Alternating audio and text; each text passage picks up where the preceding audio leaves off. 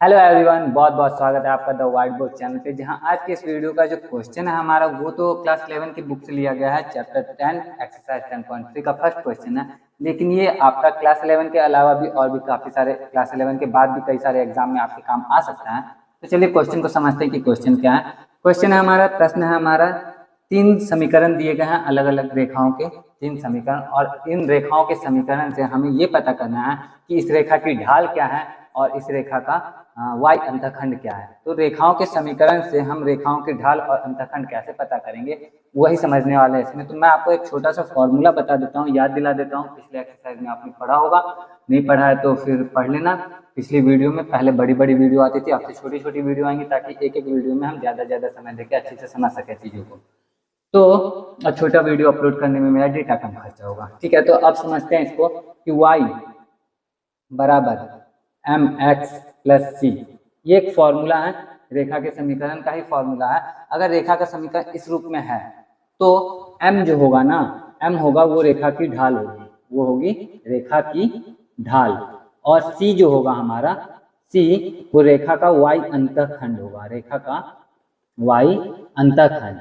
तो अब इसी फॉर्मूले के बेस पे हम बाकी सब में भी रेखा की ढाल और रेखा का y अंतखंड पता करने वाले हैं। तो चलिए पता करते हैं कैसे पता करेंगे। तो यहाँ पे हम समझ गए कि अगर इस रेखा के समीकरण को, इस वाले समीकरण को हम इसके रूप में लेके आ जाएं तो तुलना करने पे हमें m और c नहीं, m का मान कुछ मिलेगा और c का मान कुछ मिलेगा।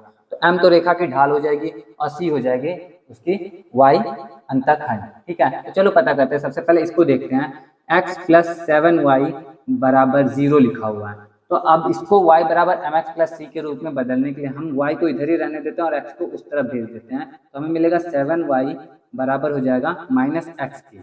अब 7 को जब उधर भेजने की कोशिश करेंगे, 7 इधर गुना में है तो उधर जाके तो भाग में हो जाएगा ये। तो y बराबर हमें मिलेगा माइनस एक्स बटा 7, और प्लस में तो कुछ नहीं है तो प्लस में 0 लिख देते हैं ताकि कंपैरिजन अच्छे से हो सके। अब इसकी तुलना हम y बराबर एम एक्स प्लस सी से करते हैं। तो m का वैल्यू हमें क्या मिलता है, तो y की जगह पे y है, mx की जगह पे माइनस एक्स बटा 7 है। तो हम देखते हैं x तो x से कट जाएगा, तो m के लिए क्या बचेगा, m के लिए बचेगा माइनस 1/7। तो m का मान आ गया माइनस 1/7।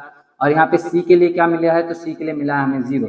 तो इस रेखा का जो ढाल है, इस रेखा की जो ढाल है वो तो 1/7 है, लेकिन इस रेखा का जो y अंतखंड है वो है हमारा 0। इस तरह से आसानी से हमने इस क्वेश्चन को सॉल्व कर लिया। अब सेम क्वेश्चन इसके बगल में देखो, सेम टाइप सेम, मतलब क्वेश्चन भी सेम है, टाइप भी सेम है, इसको भी वही करने वाले हैं हम लोग। तो सबसे पहले इसको y बराबर एम एक्स प्लस सी से तुलना करने योग्य बनाते हैं। तो 3y को इधर ही रहने देते हैं और 5 इधर माइनस में तो उधर जाके प्लस में जाएगा, तो 5 उधर ले गया प्लस में, और 6x इधर प्लस में तो उधर जाके माइनस में जाएगा, तो माइनस 6x प्लस 5 इतना लिख दिया हमने। अब चूंकि हमको तुलना करना है तो इधर से 3 को भी हटाना पड़ेगा, तो 3 इधर गुना में तो उधर जाके कितना हो जाएगा, भाग में। तो चलिए लेके चलते हैं। तो y बराबर मिलेगा माइनस 6x बटा 3 प्लस 5/3। अब कुछ नहीं, बस तुलना करना है हमें। तुलना करते हैं, y की तुलना y से हो गई, काम खत्म। mx की तुलना जब इससे होगी तो m के जगह पे हमें मिलेगा माइनस 6/3, जो काटेंगे हम तो हमें मिलेगा -2। ठीक है, m आ गया -2 और c की जगह पे हमें मिल रहा है 5/3। तो इस हिसाब से हमारा जो इस रेखा, ये रेखा का, ये जिस भी रेखा का समीकरण, उस रेखा की ढाल -2 और उस रेखा का y अंतखंड 5/3 आ जाएगा। तो इस तरह से हमारा दूसरा क्वेश्चन सॉल्व हो गया। अब ये वाला देखो, आपको देख के इजी लग रहा है या टफ लग रहा है, आप बताओ। अगर आपको ये इजी लग रहा है तब तो ठीक है, कोई बात नहीं है, लेकिन अगर आपको ये टफ लग रहा है तो अभी इजी बना देता हूँ मैं आपके लिए।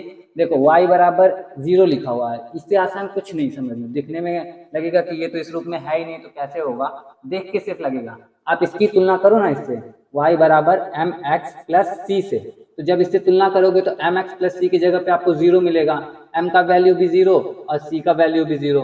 तो इस रेखा, जिस भी रेखा का समीकरण हो, इस रेखा की ढाल जो होगी वो 0 हो जाएगी और इस रेखा का y अंतखंड जो होगा वो भी 0 हो जाएगा। और इस तरह से हमारा तीनों क्वेश्चन सॉल्व हो गया।